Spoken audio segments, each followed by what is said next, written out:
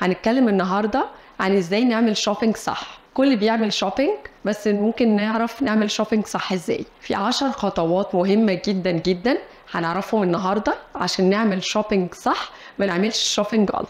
من اهمهم طبعا زي ما انتم شايفين كده، لازم نبقى لابسين لبس مريح عشان نقدر نتحرك بيه في المول وفي المحلات واحنا مرتاحين وخفاف. ما نبقاش لابسين هيلز، ما نبقاش لابسين فورمال، ما نبقاش لابسين لبس مش مريح. لازم نبقى لابسين لبس خفيف ومريح عشان نقدر نعمل شوبينج صح. هنبدا دلوقتي ال10 تيبس، ال10 خطوات المهمين جدا جدا عشان نقدر نعمل الشوبينج بتاعنا. اول خطوه واهم حاجه تو ميك ليست. لازم اعمل ليست للشوبينج بتاعي ايا كان نوع الشوبينج، حتى لو في السوبر ماركت، حتى لو نازله اجيب حاجات للبيت، حتى لو نازله اعمل اي شوبينج، لازم ابقى عامله ليست. عامله ليست ازاي؟ ابقى كاتبه الحاجات اللي انا محتاجه اشتريها بالترتيب وبالاولويات بتاعتها. لازم ابقى نازله عارفه الهدف اللي انا اشتريه. انا لما بدخل السوبر ماركت ده اقل حاجه انا ببقى عامله ليست للطلبات بتاعتي.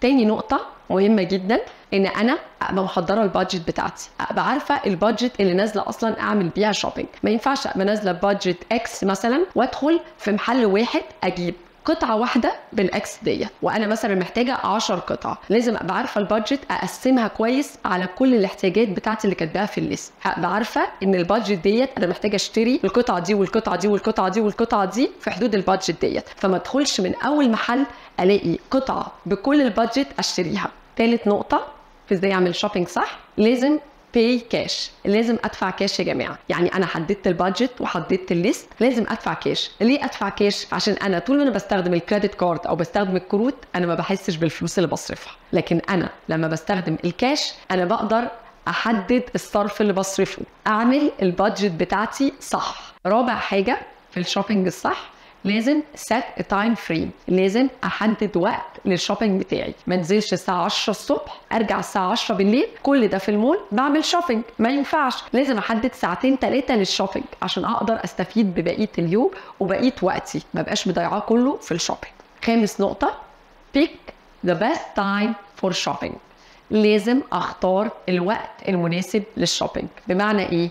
لازم انزل ابقى محتاجه اصلا اعمل شوبينج، مودي حلو، عايزه اشتري حاجه، مش نازله شوبينج كده وخلاص، او نازله مع ناس بتعمل شوبينج فنازله معاهم. شوب الون. شوب الون مش معنى ان شوب الون ان انتوا تعملوا شوبينج من غير استشاره بيرسونال شوبر او ستايلست، لا. شوب الون يعني ما نبقاش نازلين في زحمه ومع ناس كتير ونازلين نعمل شوبينج شله فكل واحد يأثر برايه على التاني. انا لازم شوب الون ان انا ابقى نازله مع حد يقدر يفيدني برايه ويفيدني بالاستشاره بتاعته، يقول لي الحاجات المظبوطه ويخليني ابقى واثقه في الحاجه اللي بشتريها. دونت شوب لما تكون جعان او مصدع او تعبان او مش في المود، علشان الشوبينج ما بيبقاش صح. لازم نعمل شوبينج واحنا مرتاحين ومبسوطين علشان نعمله صح. تامن نقطه، لازم وانا بشتري الحاجه اعرف هلبسها فين وازاي، مش هشتريها وخلاص. في ناس بتنزل تشتري علشان تشتري، لا. انا لازم اقف هشتري الدرس دوت حتى لو مش هلبسه وعندي ايفنت دلوقتي، لازم اعرف الدرس دوت هلبسه بعدين، عندي مناسبه، عندي عيد ميلاد، هعرف البسه في مكان صح. لازم اشتري الحاجه وانا عارفه هلبسها فين. تاسع نقطه وهي مهمه جدا، لازم اعرف ان السيلز بيرسون اللي موجود في اي شوب ده سيلز عنده تارجت عايز يحققها. هو مش هيفيدك ولا هينصحك، هو عايز يبيع.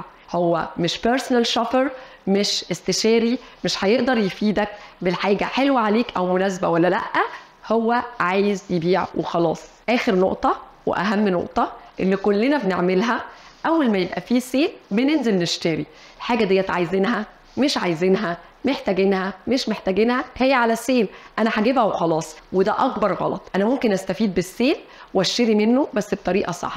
ممكن اشتري منه الحاجات البيزك، الحاجات الاساسيه اللي مش ترندي ومش فاشن وموضتها ما بتروحش، واقدر استثمرها وتبقى بينيفيتس عندي في الدولاب. دلوقتي عرفنا ازاي نعمل شوبينج صح. تابعوني في باي ويجو وتابعوا الحلقات هتعرفوا كل جديد. باي ويجو.